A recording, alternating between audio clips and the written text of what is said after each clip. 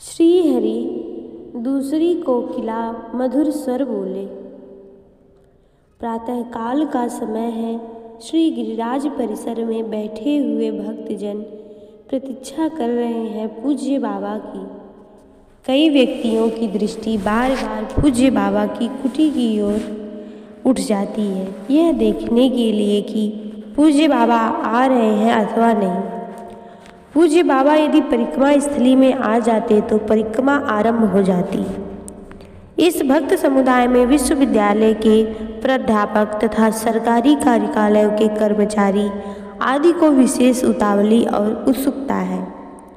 इन लोगों को अपने कार्य पर जाना है और इन सब की इच्छा है कि कार्य पर जाने से पूर्व कम से कम परिक्रमा करते हुए पूज्य बाबा के दर्शन ही मिल जाए, भले परिक्रमा में पूरे समय तक बैठने का अवसर नहीं मिले। थोड़ी देर बाद इस प्रतीक्षारत भक्त समुदाय को यह सूचना मिली कि पूज्य बाबा की तबीयत ज़्यादा खराब है, अतः वे अभी विश्राम कर रहे हैं। परिक्रमा कब होगी यह अनिश्चित है। इस सूचना को मिलते ही वह समुदाय बिखर गया। दुकानदार, अध्यापक, कर्मचारी, चिकित्सक आदि लोग अपने अपने कार्य पर चले गए। अन्य लोग भी अपने अपने कार्य में लग गए, परंतु परिक्रमा में नित्य बैठने का जिनका नियम था वे सभी विराज रहे हैं। तबीयत के कुछ ठीक होने पर लगभग मध्याह्न के समय पूज्य बाबा परिक्रमा करने हेतु गिरिराज परिसर में पधारे। भक्त समुदाय भी एकत्रित हो गया। पूज्य बाबा ने अपनी गुदड़ी रखकर अर्चना की और उसके बाद उन्होंने श्री गिरिराज की परिक्रमा लगानी आरंभ कर दी। अब नित्य के क्रम के अनुसार सरस हृदय कीर्तनिया श्री हरिवल्लभ जी ने पदगान आरंभ किया। आज उपस्थित भक्तों की संख्या भी कम ही है और वातावरण अत्यधिक शांत है। ऐसा अनुकूल अवसर देखकर श्री हरिवल्लभ जी ने गंभीर भावों के पदों का गायन आरंभ किया रसिक शेखर स्वामी श्री हरिदास जी के भाव भरे पद से। पद है: सौंधे नहाए बैठे पैहरी पट सुंदरी, जहाँ फुलवारी तहाँ सुखवती अलके। कर नख शोभा कल केस संवारती, मानो नवघन में उडगन झलके। विविध श्रृंगार लिए आगे ठाढ़ी प्रिय सखी, भयो अरु आनुरतिपति दल दल के। श्री हरिदास के स्वामी श्यामा कुंज बिहारी, छवि निरखत लागत नाही पल के। श्री हरिवल्लभ जी आज बड़े चाव के साथ गा रहे हैं। कभी पद की पूरी पंक्ति को, कभी पंक्ति के अर्धांश को, कभी कतिपय शब्द समूह को धुरा धुरा करके कई बार आवृत्ति कर करके गा रहे हैं। वे इतने ललित स्वर में ललित रीति से गा रहे हैं कि पद में वर्णित छवि मन की आँखों के सामने स्वतः नृत्य करती है। श्री हरिवल्लभ जी के अंतर का अनुराग और कंठ का राग क्रमशः प्रस्तुत करता जा रहा है। उस दिव्य भाव राज्य की एक एक उमंग को, एक एक भंगिमा को, एक एक छवि को स्नानार्थ प्रस्तुत है। सुवास पूर्ण जल, वह सुवास है स्नेहमयी सखियों के हृदय का साक्षात प्रतीक। ऐसे सुवासित जल से प्रातः स्नान करके और स्नानोपरांत परिधान धारण करके श्रृंगारोत्सुक नित्य निकुंजेश्वरी श्री श्यामा जी की चिन्मय छवि अद्भुत है। नख शिख रूपवती श्री श्यामा जी विराजमान है पुष्प वाटिका में। जिन पुष्पों की समस्त सुषमा उन अद्वितीय शोभामयी की नख कांति पर प्रदत्त है और जिन पुष्पों की समस्त सुगंध उन अद्वितीय सुसौरभ के पद पद्यों पर समर्पित है, ऐसी अद्वितीय सुंदरी श्री श्यामा जी सदा सुंदर पुष्प वाटिका में बैठी अपने सिलसिले केसों को फैलाए हुए सुखा रही हैं।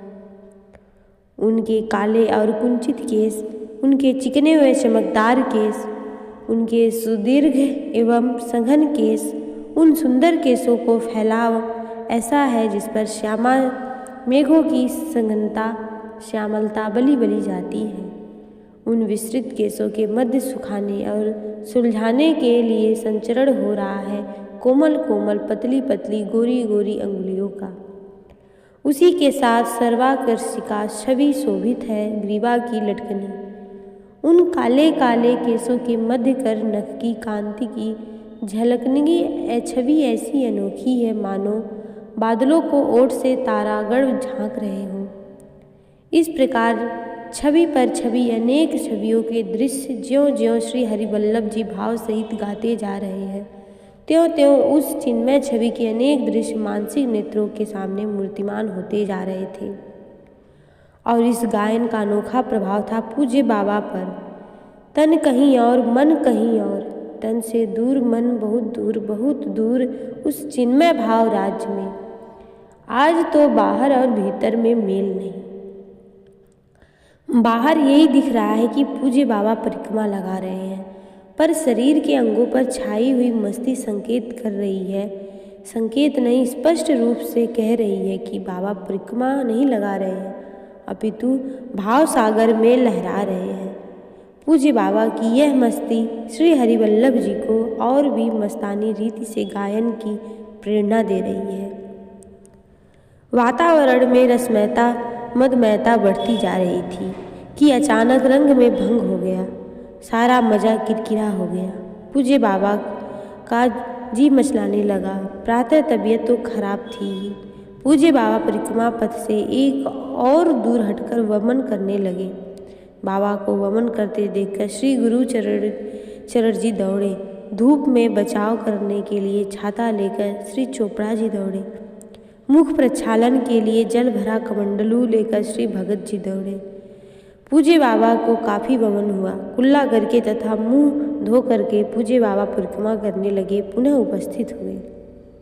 उनके मुख की शांति देखकर वातावरण में खिन्नता छा गई। वमन जनित क्लांति उनके मुखमंडल पर व्याप्त थी। भले शरीर पर कुछ भी आ पड़े, भले इस शरीर को किसी भी प्रकार का कष्ट क्लेश भोगना पड़े, पर परिक्रमा तो करनी ही है। इस प्रकार के दृढ़ निश्चय पूज्य बाबा ने अपनी परिक्रमा पूर्वत आरंभ कर दी। परिक्रमा के आरंभ होते ही पद गायन भी आरंभ हो गया। भले वही पद है, वही राग है, वही स्थान है और वे ही गायक हैं, पर उपस्थित लोगों का मन यही सोच रहा था कि अब वह रंग नहीं आएगा जो पहले था। ऐसा सोचना स्वाभाविक था। प्रथम तो वमन जनित क्लांति, द्वितीय वैशाख के मध्याह्न की तप्त बेला और तृतीय गर्मी में परिक्रमा करने का श्रम, अतः ऐसा लगता था कि वह रंग नहीं जम पाएगा। वह रंग तो तिरोहित हो चुका। पूज्य बाबा के कष्ट को देखकर सब यही सोच रहे थे कि वह रंग अब उमड़ेगा ही नहीं, पर हुआ इस संभावना के विपरीत। कुछ क्षण के बाद ही पूज्य बाबा के मुखमंडल की सारी क्लांति, सारी श्रांति न जाने कहाँ तिरोहित हो गई। ऐसी तिरोहित हो गई मानो कुछ हुआ ही नहीं था। पूज्य बाबा के मुखमंडल पर अब क्लांति नहीं, कांति का राज्य था। उनके अंग अंग में अब श्रांति नहीं, स्फूर्ति थी। पूज्य बाबा के शरीर की स्फूर्ति, उनके नेत्रों के दमक, उनके मुख की आवाज़, उनके अधरों की मुस्कान रह रह करके बता रही थी कि बाबा शरीर नहीं, शरीर से बहुत ऊपर है। उनके तन का अनुगामी मन नहीं, बल्कि उनके मन का अनुगामी तन है। उनके मन की सरसता, उनके भीतर की उमंग, उनके तन के अंग अंग के झांक रही थी, पोर पोर से झर रही थी। श्री हरिवल्लभ जी के भावमय गान से पूज्य बाबा के भीतर भाव सागर लहराने लगा था।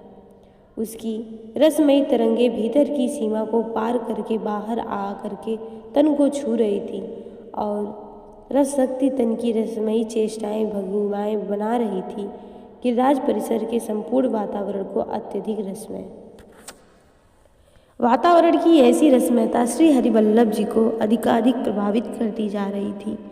उन्होंने नित्य निकुंजेश्वरी श्री श्यामा जी की रूप माधुरी का जो पहला पद गाया था, उसके बाद तो रूप माधुरी के और भी पद प्रस्तुत किए। इन पदों में तथा सौंदर्य लावण्य माधुरी सदना, श्री श्यामा जी के दिव्य रूप का अनोखा वर्णन, अरुणिम कपोलों पर अंकित चित्रावली का वर्णन, विविध वर्ण के पुष्पों से मंडित वेणी का वर्णन, सुकुमार और गौर वदन पर नीर परिधान का वर्णन, मूड़ी मुक्ता में स्वर्णिम आभार श्रेणों से भूषित अंगों का वर्णन। इस प्रकार अनोखे वर्णों की सुदीर्घ श्रृंखला का आरोह अवरोह, लसित राग रागिनाओं को ललित माध्यम से मधुमय प्रस्तुतिकरण, ये सारा कुछ बड़ी विचित्र रीति से होता जा रहा था।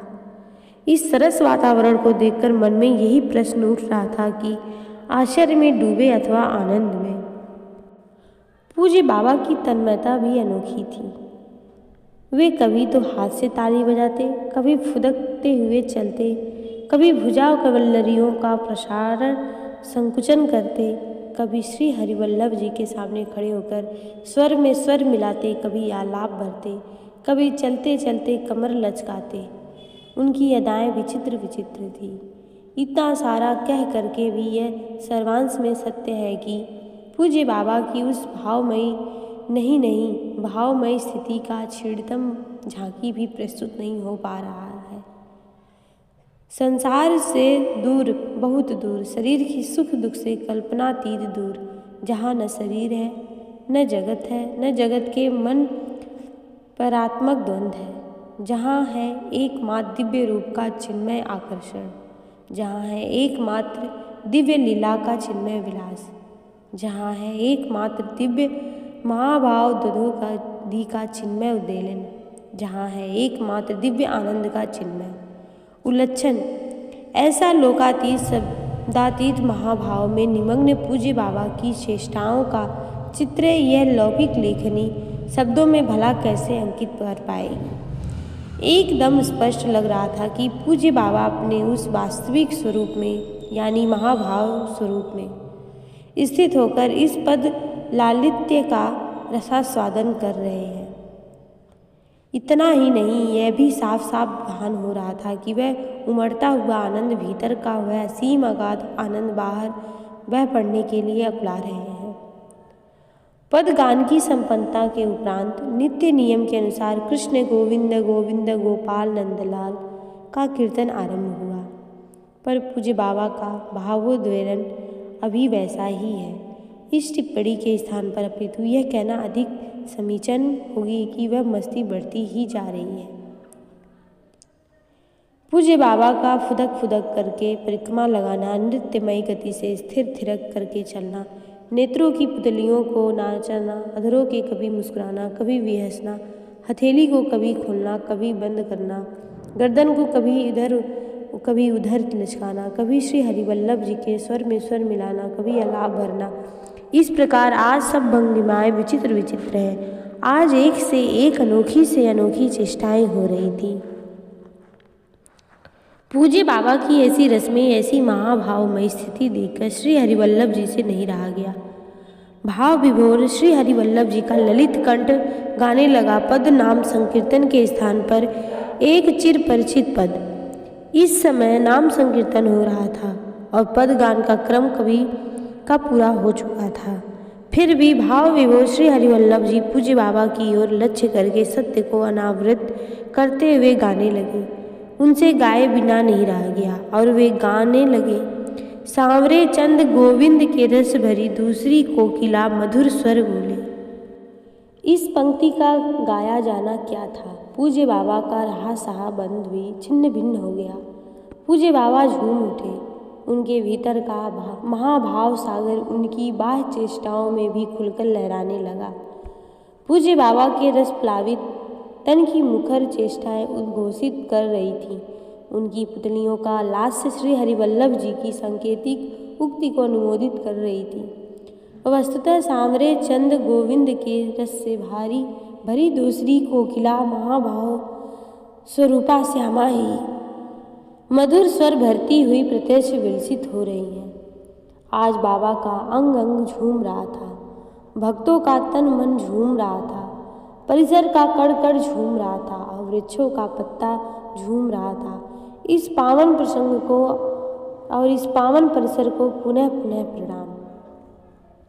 अब ज्येष्ठ कृष्ण 1 बुधवार 4/5/77 के दिन किसे पता था कि 10 दिन पूर्व वाले सरस प्रसंग का दिव्य दर्शन पुनः उसी पावन परिसर में शीघ्र ही प्राप्त हो जाएगा। यह परम सौभाग्य की बात है कि 25/4/77 के 10 दिन बाद ही 4/5/77 को पूज्य बाबा की वैसी ही रसमय मस्ती के दर्शन का अवसर फिर से सुलभ हुआ। आज आकाश में बादल छाए हुए हैं। बादल सघन है, समेत तीव्र नहीं है, पर मंद भी नहीं है। कहीं वर्षा हो चुकी है, अतः पवन में पर्याप्त शीतलता है। ठंडी ठंडी पुरवैया के भक्तों में वाटिका के वृक्ष झूम रहे हैं और लताएं नृत्य कर रही हैं। कोयल की कूक मधुर कूक इस सुहावने मौसम के और भी अधिक प्रभावनी बना रही है।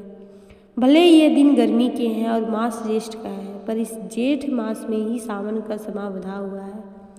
उद्दीपन की ऐसी सामग्री प्रस्तुत हो, ऐसा लुभावना वातावरण उपस्थित हो, श्री हरिवल्लभ जी इससे असंपृक्त अप्रभावित रह जाए, ये कैसे संभव है। ज्यों ही पूज्य बाबा ने श्री गिरिराज परिक्रमा आरंभ की, श्री हरिवल्लभ जी ने मल्हार की तान छेड़ दी। उन्होंने मल्हार राग में मौसम के अनुकूल ही पद उठाया। उस दिन की तरह आज भी श्री हरिवल्लभ जी ने सर्वप्रथम गाया रसिक शेखर स्वामी श्री हरिदास जी का भाव भरा पद, जिसमें वर्ष ऋतु का मनोहर वर्णन है। ऐसी रीतु सदा सर्वदा जो रहे बोलत मोरनी, नीके बादर नीके धनुष चहु दिस नीको श्री वृंदावन आछी, नीकी मेघनी की घोरनी, आछी नीकी भूमि हरी हरी, आछी नीकी बूढ़नी की रेंगनी की काम की किरोनी। श्री हरिदास के स्वामी श्यामा के मिली गावत राग, मलार जम्यो किशोर किशोरनी। क्या ही सुंदर है। ऐसी ही सुंदर और सुहावनी ऋतु सर्वदा बनी रहे, जहाँ मयूर मेघ को देख देख करके नृत्य कर रहे हैं और मेघों की गर्जन से स्वर मिलाकर वे कूक रहे हैं। एक और ऊपर नभ में सघन श्यामल मेघों के मध्य सतरंगी धनुष की वह मनभावनी शोभा है, तो दूसरी ओर नीचे पृथ्वी पर हरी हरी दूब और हरे हरे पत्तों से आच्छादित भूमि की यह नयनकार्षणी सुषमा है। अंबर की मनभावनी शोभा और अवनी की नयनकार्षणी सुषमा उन नित्य किशोर किशोरी में किलोल की कामना उद्दीप्त कर देती और वे नित्य युगल उमंग में भरकर मल्हार राग अलापने लगते। श्री हरिवल्लभ जी के पद गायन से रंग जमता गया, अपितु रंग गहरा होता गया। कभी कभी यह भ्रम होता कि हम लोग इस वाटिका में हैं अथवा उस वृंदावन में हैं। ज्यों ज्यों श्री हरिवल्लभ जी इस पद को ललित स्वर में गाते, त्यों त्यों ऐसा लगता मानो वृंदावन के श्रावण मास की वह मनोहरिणी हरितिमा और हरितिमा विहार वे नित्य युगल इस वाटिका के परिसर में ही अवतरित हो गए हैं। यह असंभव सी बात है, आज संभव कैसे लग रही है। क्या इस अवतरण का श्रेय स्वामी श्री हरिदास जी के भाव में पद को दे, अथवा इस अवतरण के हेतु श्री हरिवल्लभ जी के ललित गायन की ही है। ये बातें कुछ अंश तक सत्य कही जा सकती, पर असली हेतु तो कुछ और ही है, और वह है पूज्य बाबा के भीतर का दिव्य वृंदावन। पूज्य बाबा का यह दिव्य वृंदावन ही परिसर के वातावरण को दिव्यता प्रदान कर रही है, और इस दिव्यता से प्रभावित परिसर वातावरण उपस्थित भक्त समुदाय को दिव्य भावों से भावित कर रही है। श्री हरिवल्लभ जी के गायन के संग संग पूज्य बाबा अपनी भावमयी भंगिमाओं के साथ परिक्रमा भी करते चले आ रहे हैं। परिक्रमा करते करते कभी हाथ का फैलाना, कभी हथेली से ताली बजाना, कभी मृदंगों को बजाने की चेष्टा करना, कभी स्वर में स्वर मिलाकर आलाप लेना, कभी अंगुलियों को नचाना, ये सभी चेष्टाएं पूज्य बाबा की रसमयता की झांकी प्रस्तुत कर रही हैं, और उनकी रसमयता सारे परिसर को रसमय बना रही है।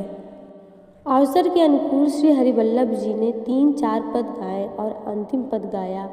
कदम तर ठाड़े हैं पिय प्यारी, मोहन के सिर मुकुट विराजत, इत लहरिया की सारी, मंद मंद बरसत चहु दिसी ते चमकत, बीजू छटारी, मुरली बजावत श्री नंद नंदन गावत राग मल्हारी, लेद तान हरि के संग राधा रंग होत अति भारी, श्री विट्ठल गिरधर को रिझावत श्री वृषभानु दुलारी। इस पद के गायन से इतना भावोद्रेक हुआ कि पूज्य बाबा को अपनी सुधि की विस्मृति सी हो गई। प्रथम तो पद में वर्णित भावों का लालित्य और फिर गायन में स्वर के आरोह व आरोह का लालित्य, इन दोनों लालित्य ने परिक्रमा में पूज्य बाबा की गति को, उनके चरण के उत्थापन संस्थापन को लास्यमय बना दिया। ऐसा भान हो रहा था मानो यह परिक्रमा स्थली नहीं रास स्थली है। इस पद को गाते गाते अब श्री हरिवल्लभ जी ने 5वीं पंक्ति लेत तान हरि के संग राधा रंग होते अति भारी यह पंक्ति गाई।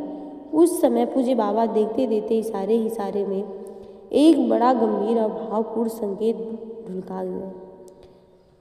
जब श्री हरिवल्लभ जी आलाप लेते तो संग संग पूज्य बाबा भी आलाप लेते ही थे।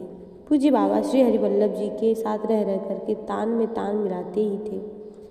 ज्यों ही श्री हरिवल्लभ जी ने 5वीं पंक्ति लेत तान हरि के संग राधा गाई, त्यों ही पूज्य बाबा ने अपनी चितवन की कोर से आभास दे दिया कि समक्ष स्थित हरि के संग यह महाभाव स्वरूपा राधा तान ले रही है।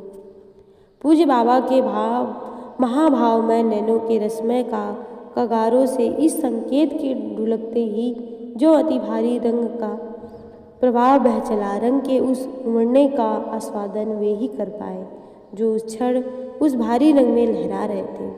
नैनों का वह कीर्तन नर्तन, संकेत की वह ढुलकन, रंग की वह उमड़न, भाव का को वह आस्वादन, यह सब एक से एक बढ़कर था, एक से एक अनोखा था। कौन कहेगा कि पूज्य बाबा सन्यासी हैं, अथवा यूँ कहना अधिक उपयुक्त होगा कि पूज्य बाबा ने सन्यास के प्रतीक स्वरूप गेरुए रंग का गैरिक वस्त्र इसलिए धारण रखा है कि उनके जीवन के अंतरंग रंग पर एक आवरण पड़ा रहे, उनके जीवन का वास्तविक स्वरूप जगत की दृष्टि से ओझल रहे।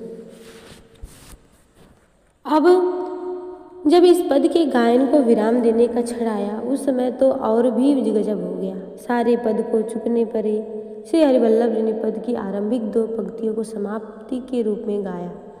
वे श्री हरिवल्लभ जी भी इस रंग के प्रबल प्रभाव में लहरा रहे थे और लहर लहर करके गा रहे। इस पद की मोहन के सिर मुकुट विराजत इत लहरिया की सारी पंक्ति को श्री हरिवल्लभ जी ने ज्यों ही गाया और इत लहरिया की सारी उस पंक्ति के कण कुहरों के गुंजित करती हुई ज्यों ही पूज्य बाबा के दिव्य मानस में ध्वनित हुई, उस ध्वनि की प्रतिध्वनि पूज्य बाबा की दोनों अंगुलियों पर छा गई। पूज्य बाबा ने अपने बाएं हाथ की अंगुलियों से अपने गैरिक वस्त्र के अंचल का एक छोर पकड़ा और दूसरी ओर पकड़ा अपने दाहिनी हाथ की अंगुलियों से, दोनों हाथों की अंगुलियों से आंचल के दोनों छोर को पकड़ा, अंगुलियों से आंचल का तानना, तने आंचल में अपने आप कुछ लहरियों का पड़ जाना, इसके बाद आंचल का कुछ हिला करके, ग्रीवा के कुछ लटका करके, नेत्रों को कुछ बंद करके और कुछ मंद मुस्कुरा करके देखना। कितना भावपूर्ण में वह दृश्य था, कितनी रसमय वह झांकी थी। इत लहरिया की सारी का भाव आंखों के सामने एकदम साकार हो उठा था। लहरिया की सारी से सुशोभित भावमय महाभावमयी श्री श्यामा जी की रसमयी झांकी इत परिसर में प्रत्यक्ष थी।